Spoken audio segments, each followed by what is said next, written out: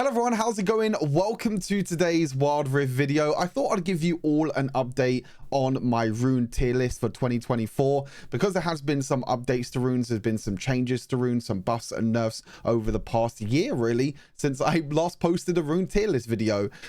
In terms of a rune tier list, kind of take this as a grain of salt. In terms of, like, I call it a tier list. It's more of an opportunity for you to see my opinions about runes, see what runes are really powerful and what runes are maybe not as powerful. But every single rune is situational depending on the champion that you're playing, the enemies that you're up against. It's kind of like the value that you get from the rune itself in every single game. So I'll run through all of that. Obviously we got all the different types of runes: Keystone, Domination, Inspiration, Precision and Resolve. We'll go through each of the trees and you can let me know down in the comments what you think of these runes. So let me know what you think of runes in general and also what you think of my tier list. To start things off, let's go to the Keystones. Now, I think there are a lot of good Keystones to choose from. I would say the only real bad one, or I wouldn't say bad, but the only real suboptimal one is Fleet Footwork. I honestly think the only champion that really uses Fleet Footwork is Camille. And the reason why she uses it is she likes the extra movement speed and the extra sustain during the laning phase, and also just to be able to land her other abilities.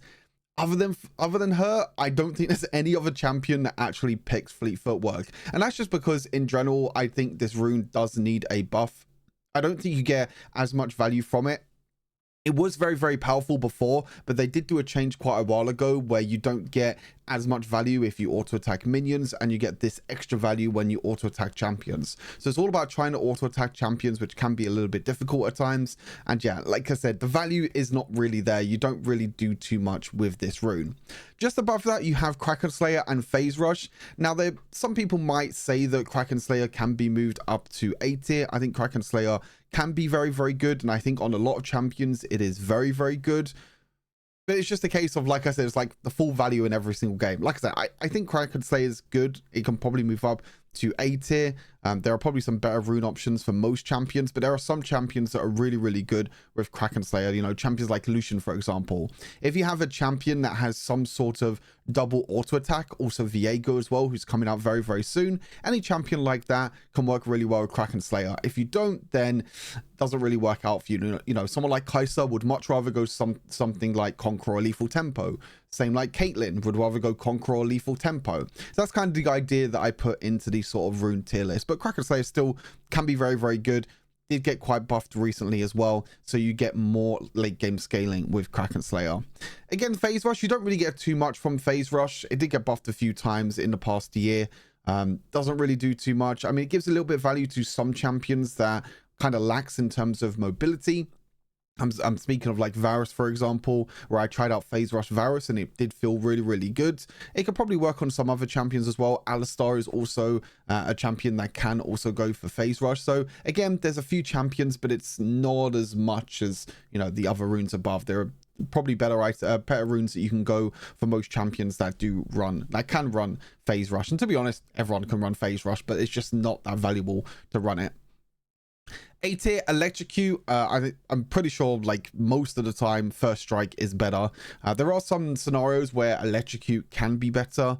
Champions that are melee sometimes want to go for Electrocute because they want to try and make sure that they guarantee that extra little bit of damage from Electrocute. The problem with First Strike sometimes is that when you're jumping in and when you're a melee champion, sometimes you take damage first. That means that you're not going to get the true damage from First Strike. So Electrocute, I think, is a lot safer option than First Strike, but First Strike has the more carry potential and has way more higher ceiling than Electrocute.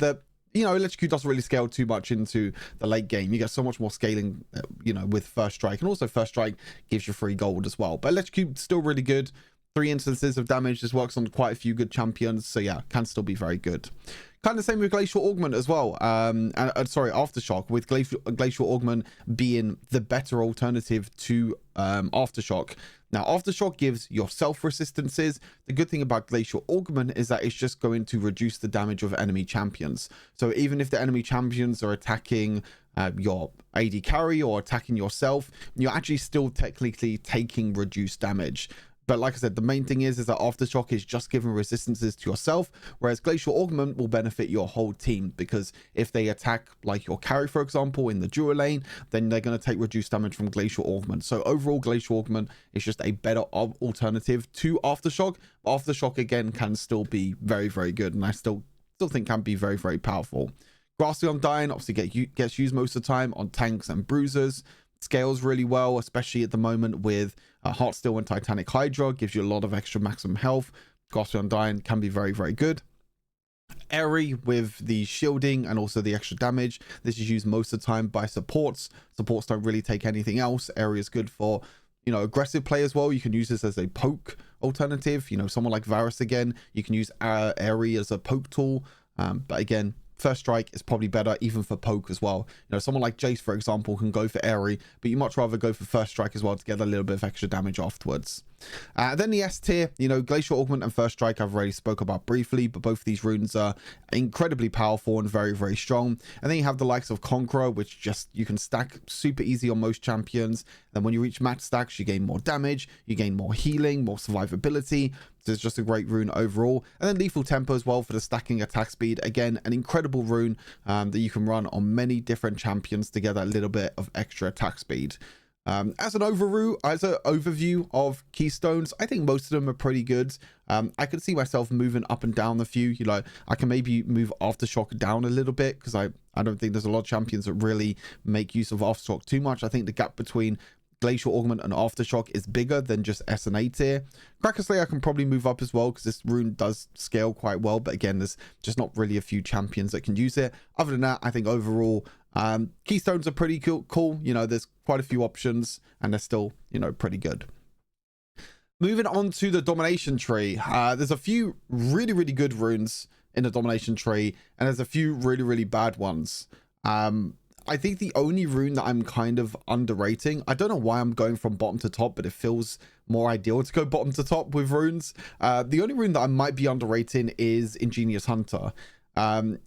I still think most of the time it's still better to go for something like Eyeball Collector or Zombie Ward in that same row. Ingenious Hunter can be good on quite a few champions. I was using it quite recently on Sona. It helps you stack tier quicker because you have the item ability haste, so that's quite good. It also reduces the cooldown of items like Harmonic Echo, items that basically have a cooldown. You know, you think of like Guardian Angel, you think of the Crown of the Shattered Queen shield. You know, all these items that have a shield or some sort of cooldown or kind of active that happens to the item, that gets reduced with your item ability haste. So I think there is a lot of potential for Ingenious Hunter, but at the same time, would you rather take this than going for something like Eyeball Collector, where if you get a takedown, you get more AP, so you get more healing and shielding anyway in that, and also you get more damage as well at the same time. So again, I think it's decent. It's not great, but it definitely has a high potential with some item synergies. Mark of the Week just isn't that good. You just get more value from Cheap Shot. I think the only problem is that there are a lot of champions that take the Domination tree. I say a lot. There are a few champions in the Domination champions that use the Domination tree. You have a choice out of obviously Cheap Shot, Empowered Attack, or Mark of the Week. You know, if they have no sort of crowd control or any sort of slow or anything like that, they can't take Cheap Shot. Empowered Attack is very unique and only works on a few champions that likes to auto attack, and only really likes to auto attack champions, because this can also be procced on minions, which you're losing out on the potential. So most of the time, sometimes you have to take Mark of the Week, like that is your only option. But in terms of numbers and in terms of how much damage you actually get, it's not really that great. It's mainly better on assassins that wants to do a lot of instances of damage in a short amount of time, because after 7 seconds pass, you basically lose out on the damage. So say, for example, you poke someone with like Jace, your QE combo, you have to try and jump in and get full value of Mark of the Week. If you don't, then you're gonna basically lose out. You're just gonna deal extra damage with your first ability and your third ability combined. Again, it's a decent rune, but not that great. And Shield Bash is just, in my opinion, way too unique. The value that you get from Shield Bash is just not very great. The numbers are not that good on Shield Bash. After receiving a healing or shielding effect, your next attack against the enemy champion will be empowered. The problem is that The champions that this could work well on, champions like Shen and Camille, don't really want to go for the rest of the rest of the domination tree anyway. You know, why would you go take for something like Shield Bash? Then what do you take as your second option? You know, you don't really have a lot of options as a tank bruiser as your second option, and kind of the same as the third option as well. So I think that Shield Bash is just kind of in the wrong tree. In PC League of Legends, Shield Bash is actually in the Resolve tree, and it works really, really well in the Resolve tree because it works really well with some bruisers that can work really well. Like I said, like, you know, Shen and also Camille. But this being a domination tree is just not great at all. I don't think it's a very good rune at all. Empowered Attack, as I mentioned, is quite a unique rune where this does work on minions in the lane, so you do have to be quite careful when Empowered Attack is available. But a good thing about Empowered Attack is that it actually works on jungle creeps, so you'll be able to go through the jungle, deal that little bit of extra damage every 10 seconds. Yes, it's probably not going to increase your clear speed too much, but you know, every little bit of damage helps. And also it's really good for junglers because you're not attacking minions at all. You know, as a jungler, you're ganking a lot. And when you're ganking, every single time that you look for a gank, you're always going to auto attack a champion first. You know, you think of like Talon jungle, Kha'Zix jungle, Kayn jungle, you know, all these junglers, the first time that they're going to auto attack when they go for a gank, they're going to try and do it on a champion. And as long as you wait between the time that you last used it on a jungle creep, then it's going to give you a lot more damage overall. So I think it can be very good on junglers. Other than junglers, yeah, not really too great. Zombie ward, this rune has a lot of potential. This rune can be very good. The problem is Wild Rift players never put wards down. That's the problem that I found. This does give you a lot more stats than Eyeball Collector. The problem is that no one puts wards down in Wild Rift. You know, no one understands the term of like vision or understands how vision works too well in Wild Rift. And also there are just less wards in general in Wild Rift. We don't have support items that give you charges of wards. You only get like 2 wards every couple of minutes or something like that. So you don't actually get too much from zombie wards. Sometimes this can work really well if you're playing in the dual lane because of them bushes being so important for vision. Sometimes you can get early wards down for zombie ward. But then the problem is you also have to make sure you last shot the zombie ward as well, and last hit the ward, sorry. So if you don't last hit the ward, then you don't even get the stack. Say for example, your AD carry auto attacks once, you auto attack the second time, the AD carry auto attacks the third time, you don't get the stack. You have to last hit the ward. So again, a rune that can be very, very good, but again, it's just so many problems and so many things that need to be fixed with zombie ward that the potential is not really there yet. But I think it could be, you know, pretty good if more wards get added, or maybe if you get the zombie ward stack, even if you just attack the ward once and someone else kills the ward, then I think it'll be great. I think it'd be really, really good. Scorch, obviously more of an early game rune, but is really, really good on champions that want to have a lot of poke damage early game. I think of champions like Syndra, Ari, Orianna, you know, all these champions can use Scorch really, really well because they have quite long ranges on their abilities and they can use this to their advantage during the early game to poke down enemy champions. That could be really, really good. It scales okay into the late game. It's not that great. You know, you can see here 28 to 42 damage. So you're only really gaining like 16 damage, but yeah, not really too great. Well, actually, no, it's less than that. It's 14 damage that you get extra from Scorch from early game to mid game, but it does only have a 8-second cooldown. So again, a rune that's quite good during the laning phase, doesn't scale too well, but still very good overall. A cheap shot for champions that can really use cheap shot, this is really incredible.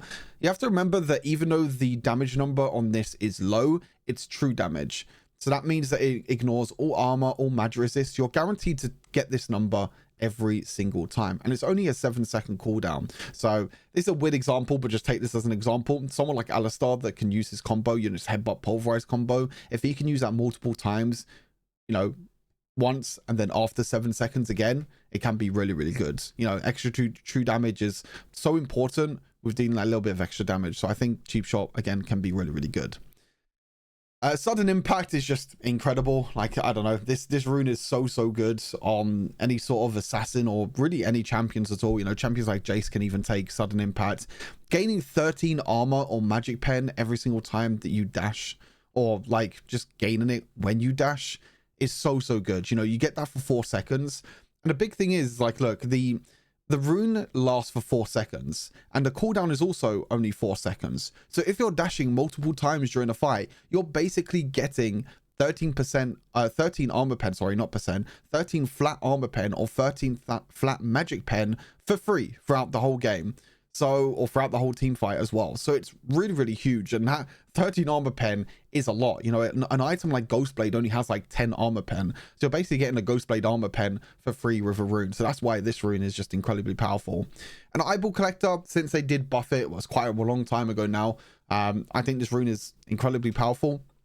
The big thing is that when you get a takedown, it counts as a kill or assist. And because Wild Rift games are just so explosive, there's so many things happening at the same time that you're going to get a lot of takedowns anyway. It's very rare that you end a game with less than 10 takedowns, to be honest with you. I think most of the time you're going to get quite a lot of takedowns. I mean, you can see here they gain 1 attack damage or 2 ability power. It says up to 20 stacks, but you only get 10 AD or 20 ability power. So I think you probably get more than that. Actually, no, I think this is right. I think you get up to 20 stacks, but then you also get an extra bit of AD and ability power on top as well. I'll have to check to make sure this is the right description. But yeah, overall, I think, you know, Eyeball Collector, really, really good. And yeah, quite strong overall. I mean, overall, Domination Tree, I think there are a few good runes that you can take, but I think Domination Tree is definitely one of the weakest trees overall, you know, especially because of these bottom runes and even things like Empowered Attack and Zombie Ward. I think in terms of the minor runes in general, I think Domination is definitely one of the weakest, if not the weakest, to be fair, even weaker than Inspiration, which might be quite surprising. Yeah, speaking of Inspiration, this is my tier list for Inspiration. I don't think anyone should be surprised at item crafting or future market down at the bottom. You just get no value from these runes. Like, it is not worth taking these runes. If you're taking these runes, you're losing out on potential of more power. I have to remember like where it actually fits in the tree. I think I'm not too sure if they're both separate or they're together in one row.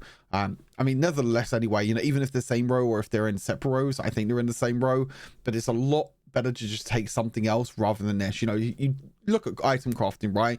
You gain a chance to buy one item outside the fountain, great, but it costs 150 bonus gold. I would rather keep that 150 bonus gold, recall back to base, and then get back onto map. The thing is with Wild Rift is that it's not like PC League where when you recall, it takes you a long time to get back to lane, or it takes you a long time to get back to the jungle. You're literally back to lane in an instant. You're back to lane in like 3 or 4 seconds. So what's the point of staying in the lane and spending 150 extra gold on an item when you can recall and get back to lane within 3 seconds and the item costs less?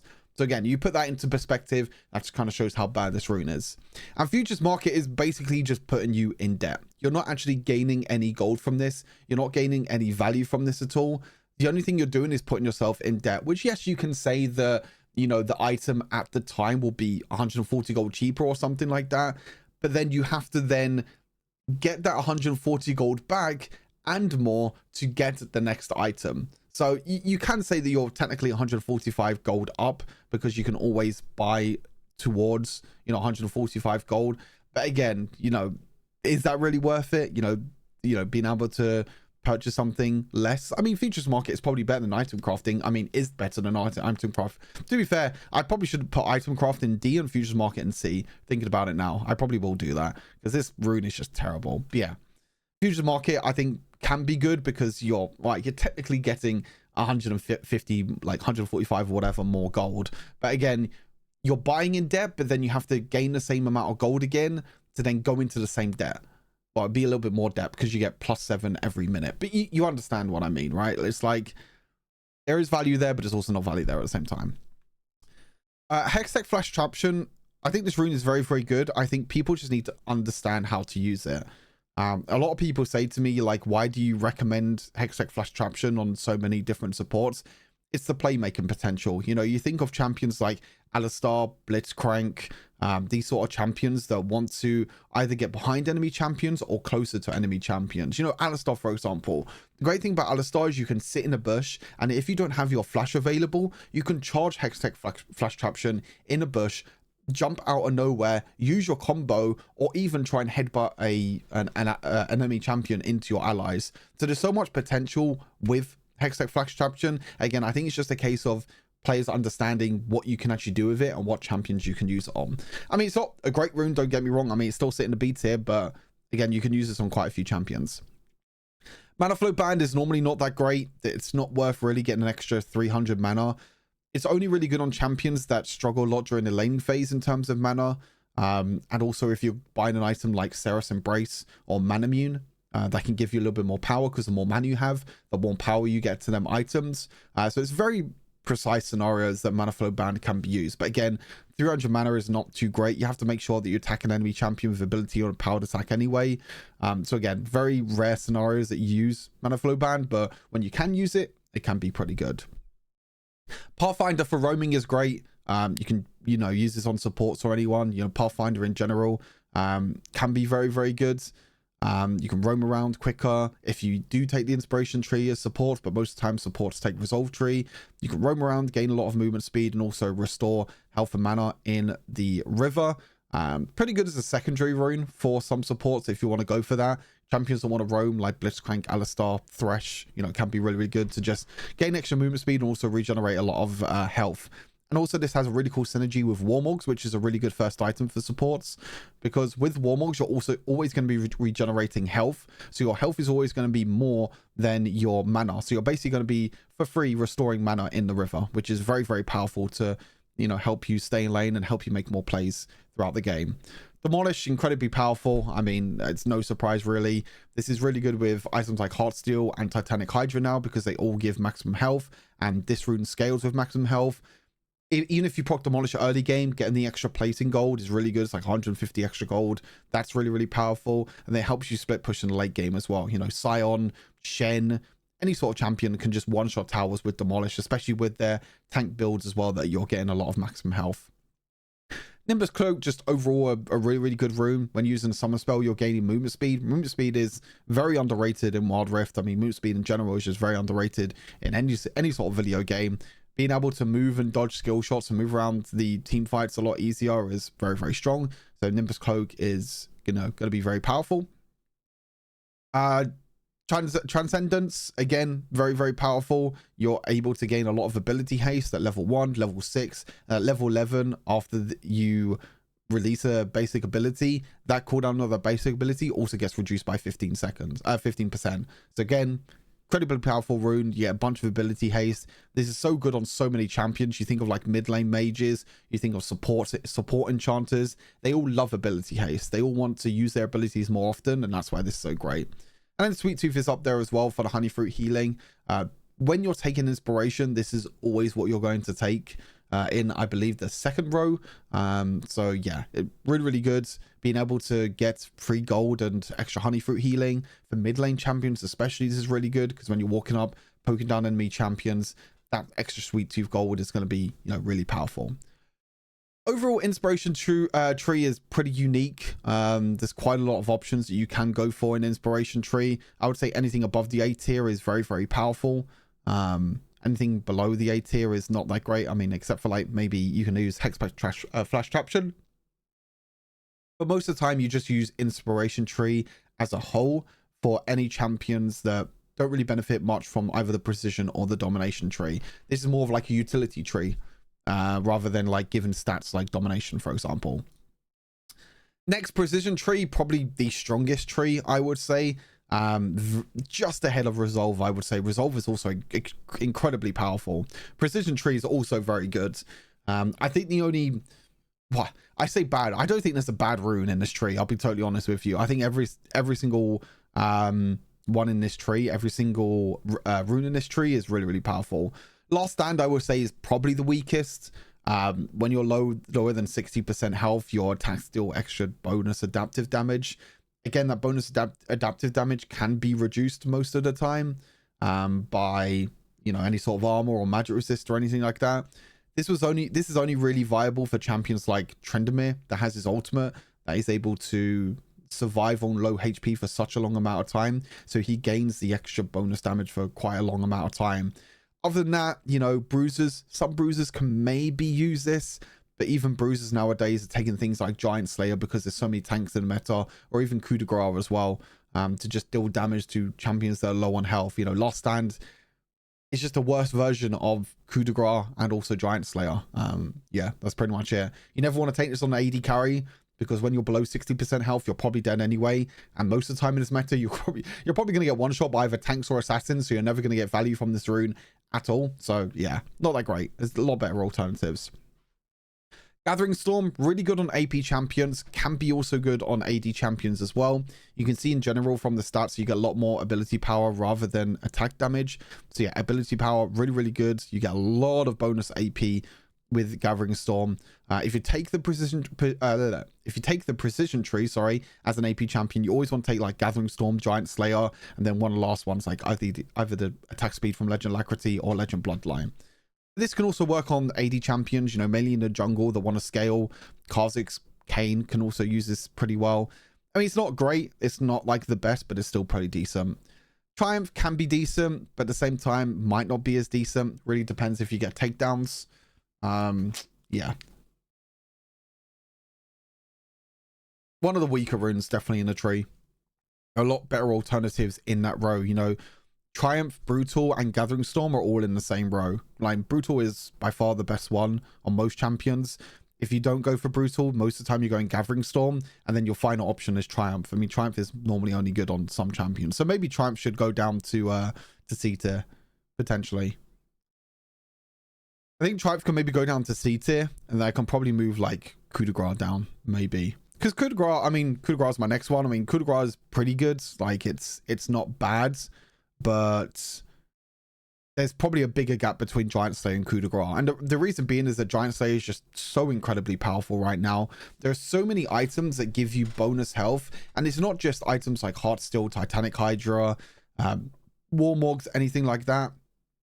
Even just normal items. Ardent Sensor, Divine Sunderer, Trinity Force. You know, all these kind of not tank items that are like kind of bruiser or even support items. Staff of Flowing Water, Black Cleaver, all these items give maximum health, and when you get to 700 bonus health, you do 14% bonus damage. That's the full value, well, more value than Last Stand. Do you see the difference? This is between 5 and 11% bonus adaptive damage, and this depends on how low you are on health. So if you're at 60% health, you gain 5%, or if you're at 10%, you get 11%, for example. This, all you need is the enemy champions to build a little bit of bonus health, and you get 14% damage. Like, on every single auto attack. Doesn't matter about your HP, doesn't matter about anything else. So comparing this to the other two rune choices in that tree is just a no-brainer. Really is a no-brainer. But yeah, Coup de Grace, where enemy champions are below 40% health, you deal 7% bonus adaptive damage. Again, it's basically half of what Giant Slayer is. I mean, Giant Slayer is up to 14% bonus damage, so if enemy champions have 350 health, then you're only getting the 7% bonus damage. So it's either you take Coup de Grace, which when champions are below 40%, you gain 7% bonus adaptive damage, so it's basically useless at the start of a fight. Or you take Giant Slayer, where if they get 350 bonus damage, bonus health, sorry, which is basically one item, you gain that 7% bonus damage anyway. So like, why would you ever take Coup de Grace over Giant Slayer? But yeah, that's my opinions on Coup de Grace and Giant Slayer. I think Coup de Grace is still good, especially on assassins. The one shot can be good, but Giant Slayer is just a better alternative. Brutal, as I mentioned already, is better than Triumph and Gathering Storm. The auto attacks in the early game are really good, and it scales decently well into mid and late game. Just every single auto attack dealing bonus physical magic damage is really, really nice. And as for the last tree, the one at the bottom, in terms of the legend tree, every single one of these legend runes are really, really good. I think Legend Tenacity is a bit more of a situational one. That's why it's down in A tier. You gain Tenacity and Slow Resist up to 15% and 20%. Tenacity is reducing crowd control times, and Slow Resist, obviously Slow Resist. If you're not against any crowd control, then there's no point taking this rune, because then you're just getting no value at all. That's why Legend Bloodline Alacrity above it, these two runes are so good. So good. Like, look at this, like 20% attack speed that you can get from Alacrity, and Bloodline is like 7% extra Omnivamp. And the crazy thing is, like, whether you're playing in a jungle or in the laning phase, this normally gets fully stacked by like normally like 5 minutes. I would say on average it's about 5 to 6 minutes, which is insanely fast, because all you have to do is like kill champions, kill monsters in the jungle, or kill minions. So as long as you're killing minions or monsters in the jungle, you can just stack this really, really quickly. Yeah, roughly around 5 to 6 minutes you get this fully stacked, which, hey, 20% attack speed or 7% Omnivamp by 6 minutes in the game, I'll take it. I'll take it. That's really, really good. And finally, we're going to take a look at Resolve Tree. By far, probably one of the worst, if not the worst, runes in the entire game right now is Loyalty. You never take this rune. The only champion that you might take this rune is Yuumi, because you're sitting on top of enemy champions, ally champions, sorry. So you'll just give the bonuses to them straight away. Other than that, you never take this rune. This rune is god awful. Like, if you're taking this rune, you are beyond trolling. Like, they need to remove this rune from the game. It's awful, terrible. Hate it. Whatever, is what it is. Revitalize is an interesting one, because normally you would think that Revitalize is really good on like Sona, Soraka, Yuumi, you know, any sort of healing champion. But over time, as I've been playing Revitalize, it doesn't actually give you that much bonus. You know, gain 5% bonus effectiveness on healing and shielding. If the target's below 40% health, then it's also increased to 10%. I still think it's probably worth to take on units, champions like Sona and Soraka, but also it's in the same tree as things like Perseverance, which will give you bonus stats when you're CC'd, which is really, really powerful for Soraka and Sona that are really, really squishy, and if they get caught, they're basically dead. Or you just take Overgrowth, which you just get free HP throughout the whole game, which again, these two runes give you more tankiness. This gives you more supportive power. But to be fair, with champions like Soraka and Sona, they have enough healing anyway. So it's good to get a lot more power to yourself, just in case you get focused in a team fight. That's why Revitalize is down in C tier. I think this can be good, but yeah, better alternative in my opinion. Like I said, Perseverance, you know, gain tenacity, and also when you are mobilized, you gain armor and magic resist. Really, really nice when you're against a lot of crowd control, or any champions that can crowd control you really easily. Say you're a Soraka against a Thresh or I don't know, Nautilus, for example. Every single time they hook you, you just gain armor and magic resist. So it gives you a bit more safety net. Courage of Colossus can be good on most some champions. Champions that have crowd control. Obviously, this is a bit more unique, where you need to mobilize enemy champions. Ornn and Shen are probably two of the best users for this. You can also use this on like Nautilus or Blitzcrank. So every single time that you crowd control an enemy champion, you gain a shield, and that shield scales with maximum health. So it works a lot better on champions that want to build a lot of maximum health. You know, as I mentioned, supports that want to build tank, and also Baron laners that also want to build tank. Scion, this can also work very well, because you can knock up with your ultimate and also your first ability if you feel confident enough. The reason why I put this below Nullifying Orb is that Nullifying Orb is a lot safer and also a lot more reliable, whereas Courage of Colossus, you need to land your crowd control. If you don't land your crowd control, then you're not going to get the shield, and you're not going to get that much value. So that's why Courage of Colossus is down here. Fun to Life is okay for like ranged champions in supports. If you're a ranged champion, if you want to take the Resolve Tree, then you can take Fun to Life as your first Resolve rune. And when you poke enemy champions, and then if your ally also auto attacks that same champion within a few seconds, then you both gain a little bit of healing. So it's a bit more for sustain during laning phase. Also, it's pretty good during team fights as well, because it'll give your kind of whole team that survivability and that sustain as well during team fight. Decent rune, not bad, not great as well at the same time. Second Wind, really, really powerful, especially in the Baron lane. Being able to just heal 5 health over 5 seconds, really, really nice. And then you can also heal up more if you're a melee champion, and also you regenerate more if you're out of combat as well. So yeah, it's really, really good. So yeah, it's like after taking damage from any champion, you regenerate more instead. So yeah, gaining health, you gain more health after you take damage, and also the effect is doubled for melee champions. So really, really good for any sort of tank in the Baron lane, or any bruisers really in the Baron lane, especially if against poke champions. Very, very powerful. Like I said, Nullifying Orb is just a lot more reliable and a lot more consistent than Courage of the Colossus in that row anyway. You know, that row you got Courage of Colossus, Nullifying Orb, and Font to Life. It normally goes in the order of Nullifying Orb, Courage of Colossus, Font to Life, but I think these two runes are like kind of equal in power.